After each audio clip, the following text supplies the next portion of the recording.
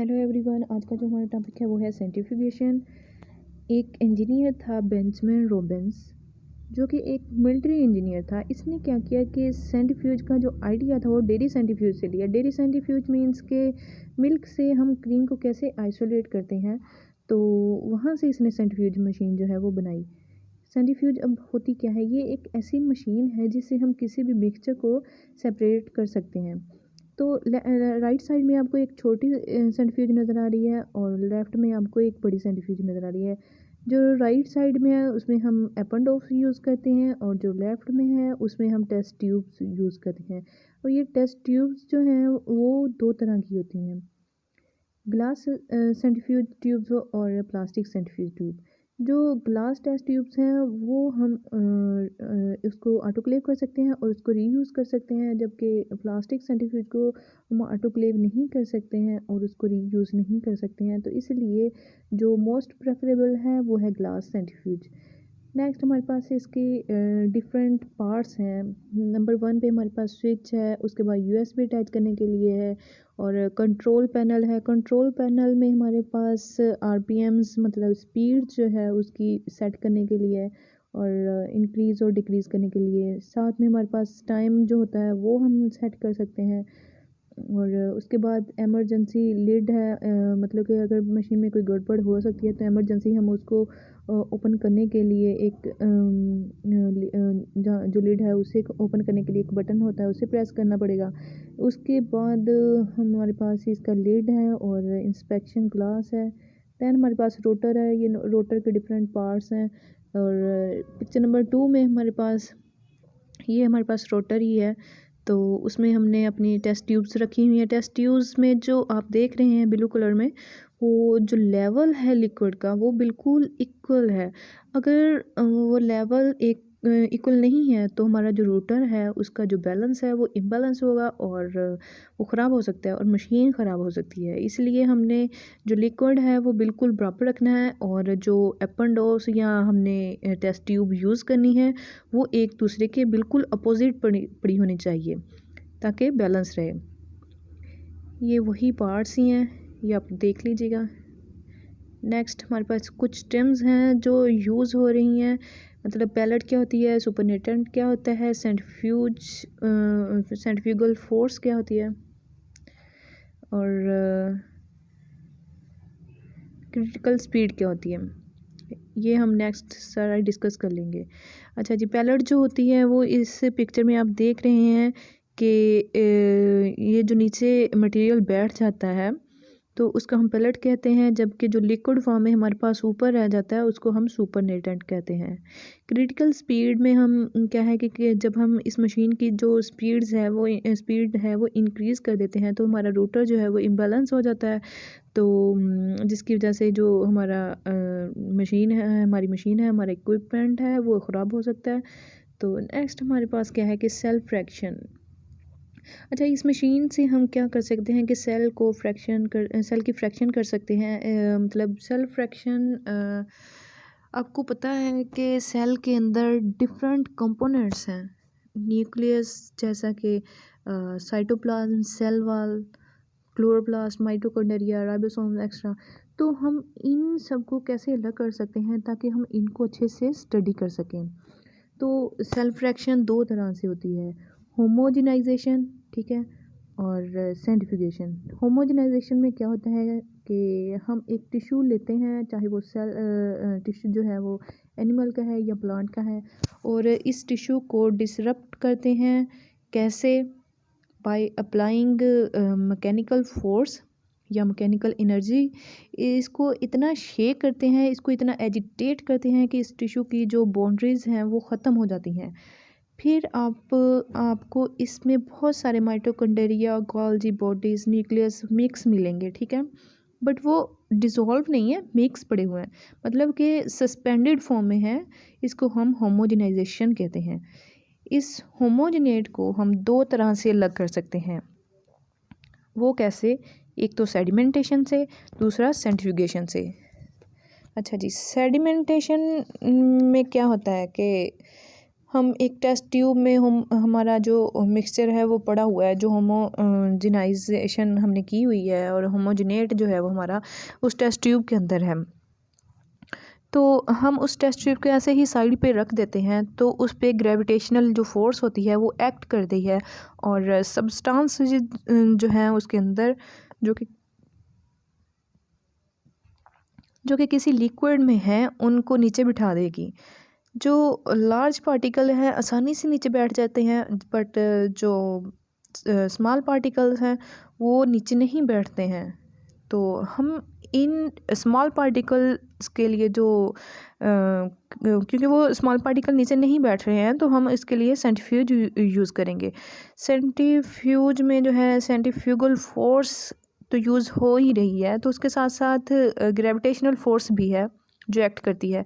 Centrifugation means के हम इस मिक्सचर को इतना घुमाएंगे जिसे हम एक आर्टिफिशियल ग्रेविटी प्रोड्यूस होती है, एक आर्टिफिशियल ग्रेविटी प्रोड्यूस कर सकते हैं जो कि बाहर की तरफ मूव करती है और जो किसी भी मॉलिक्यूल या पार्टिकल को नीचे बिठा देगी। तो इस फोर्स को हम सेंट्रीफ्यूगल फोर्स कहते हैं। सेंट्रीफ्यूगेशन जो है वो दो तरह की होती है, एक होती है डिफरेंशियल सेंट्रीफ्यूगेशन और दूसरी होती है डेंसिटी ग्रेडियंट सेंट्रीफ्यूगेशन। अच्छा जी, डिफरेंशियल सेंट्रीफ्यूगेशन में क्या होता है कि होमोजिनेट है हमारे पास, ठीक है। एक तो हमने सेडिमेंटेशन की, दूसरा हम करते हैं कि सेंट्रीफ्यूगेशन कर सकते हैं। और सेंट्रीफ्यूगेशन जो है वो दो तरह से कर सकते हैं। सेडिमेंटेशन में लार्ज पार्टिकल्स तो आसानी से नीचे बैठ जाते हैं, बट जो स्मॉल हैं वो ऊपर ही सस्पेंडेड फॉर्म में होते हैं। तो हम उनके लिए मतलब उन पार्टिकल्स को भी नीचे बिठाने के लिए सेंट्रीफ्यूगेशन करते हैं। सेंट्रीफ्यूगेशन में हमारे पास दो तरह की हैं, differential and density gradient. Differential में क्या होता है कि जो हमारे पास होमोजिनेट है उसमें जो सब हमारे पास मिक्स पड़ा हुआ है, तो जिसमें किसी पार्टिकल का साइज़ या तो बड़ा है और किसी पार्टिकल का साइज़ जो है वो छोटा है, मतलब कि डिफरेंट डेंसिटी वाले पार्टिकल्स मौजूद हैं। तो हम इनको घुमाएंगे, सेंट्रीफ्यूगल फोर्स प्रोड्यूस होती है, तो लार्ज पार्टिकल जो हैं वो लाइट पार्टिकल पर भी एक्ट करती है और हैवी पार्टिकल्स पर भी एक्ट करती है, जिसका मतलब है कि फोर्स तो कांस्टेंट है, फोर्स कांस्टेंट है, बट उनका जो वेट है वो डिफरेंट है। जो मॉलिक्यूल्स हैं उनका वेट जो है वो डिफरेंट है। तो जो डेंस मॉलिक्यूल्स हैं या पार्टिकल्स हैं वो नीचे बैठ जाएंगे पैलेट की शक्ल में, और जो ऊपर होगा जिसको हम सुपरनेटेंट कहते हैं, और वो ऊपर रह जाएगा, ठीक है। सुपरनेटेंट को हम न्यू जो एपेंडोफ है उसमें ट्रांसफ़र कर लेंगे या न्यू टेस्ट ट्यूब में ट्रांसफ़र कर लेंगे, और with the help of pipette, ठीक है। और नेक्स्ट स्टेप में हम क्या करते हैं कि उस जो सुपरनेटेंट हमारे पास आया है, तो अभी भी उसमें एक चीज़ तो नीचे बैठ गया है, एक किस्म के मॉलिक्यूल्स या एक किस्म का जो पार्टिकल्स है वो नीचे बैठ गए हैं जो हाई डेंसिटी थे, बट उस सारी मॉलिक्यूल्स जो है वो नीचे नहीं बैठे हैं। तो उसको हम अगेन सेंट्रीफ्यूज करेंगे विद हाई स्पीड। जो पहले स्पीड हमने यूज़ की थी उससे ज़्यादा स्पीड के साथ हम और ज़्यादा टाइम के साथ हम उसको यूज़ करेंगे, दोबारा से सेंट्रीफ्यूज करेंगे। तो ये सेकंड साइकिल होगा, इस तरह से थर्ड साइकिल होगा। फिर हम सुपरनेटेंट लेंगे, फिर हम उसको सेंट्रीफ्यूज करेंगे और सेंट्रीफ्यूज में टाइम और जो आरपीएम्स हैं वो इंक्रीज़ कर देंगे, और आरपीएम मीन स्पीड को इंक्रीज़ कर देंगे। तो जैसे ही स्पीड इंक्रीज़ हो जाएगी, तो इस तरह से हमारे जो 3 साइकिल के बाद बिल्कुल हमारे पास एंड पे जो आता है उसमें आपको एक पैलेट नज़र आ रही है। वो स्मॉल साइज़, जो सबसे स्मॉल साइज़ थे वो सब नीचे बैठ के हैं, और जो लिक्विड था वो हमारे पास आ गया है। ये जो लिक्विड है उसे हम साइटोसोल कहेंगे, ठीक है। ये साइटोसोल है, और जो बाकी सारी चीज़ें हैं वो अलग हो चुकी हैं। हमारे पास डिफरेंट एपेंडोफ्स या टेस्ट ट्यूब्स आ चुकी हैं, जिसमें कुछ में माइटोकॉन्ड्रिया पड़े हुए हैं, कुछ में गोल्जी बॉडी सिरप पड़े हुए हैं, कुछ में जो है वो न्यूक्लियस पड़ा हुआ है, कुछ में क्लोरोप्लास्ट पड़े हुए हैं। इस तरह से हमारे पास जो सेल की है वो फ्रैक्शन हो चुकी है और साइटोसोल बिल्कुल अलग हो चुका है और सारे पार्टिकल्स जो है थे वो अलग हो चुके हैं। तो ये था डिफरेंशियल सेंट्रीफ्यूगेशन। नेक्स्ट हमारे पास जो है वो है डेंसिटी ग्रेडियंट सेंट्रीफ्यूगेशन। इसमें क्या होता है कि हमारे पास एक टेस्ट ट्यूब है, ये जो आपको नज़र आ रही है, ठीक है। इसमें हम या तो हैवी वाटर यूज़ कर सकते हैं या क्लोराइड यूज़ करते हैं या फिर सेक्रोज यूज़ कर सकते हैं। मतलब कि कोई भी ऐसा आयनिक मीडिया है जो हम यूज़ करें, ठीक है। फ़र्ज़ करें कि इसमें हम सेक्रोज यूज़ कर रहे हैं, तो जिस सक्रोज़ की जो डेंसिटी है वो उसमें इधर डिफरेंट है, मतलब उसकी जो कंसंट्रेशन है वो इस टेस्ट ट्यूब में डिफरेंट है। जो बॉटम है उसमें जो सक्रोज़ है वो हाई है और जो ऊपर से ऊपर आपको जो लेयर्स नज़र आ रही हैं उसमें सक्रोज़ कम होता जा रहा है। सबसे ऊपर जो लेयर है ग्रीन कलर में, वहाँ पे सक्रोज़ की क्वांटिटी जो है वो बिल्कुल कम है। तो उससे ऊपर जो आपको नज़र आ रहा है वो हमारा जो हमने लास्ट स्लाइड में देखा है कि डिफरेंशियल सेंट्रीफ्यूगेशन में साइटोसोल बचा था, वो हमने यहाँ पे रख दिया है वो सबसे ऊपर। तो साइटोसोल में कुछ राइबोसोम्स होते हैं और कुछ जो एंजाइम्स हैं वो हमारे हैं। तो हम वो डिफरेंशियल सेंट्रीफ्यूगेशन से तो नहीं सेपरेट हुए, तो हम चाह रहे हैं कि वो भी सेपरेट हो जाएं। तो हम डेंसिटी ग्रेडियंट में सबसे ऊपर उस साइटोसोल को ऐड कर देते हैं।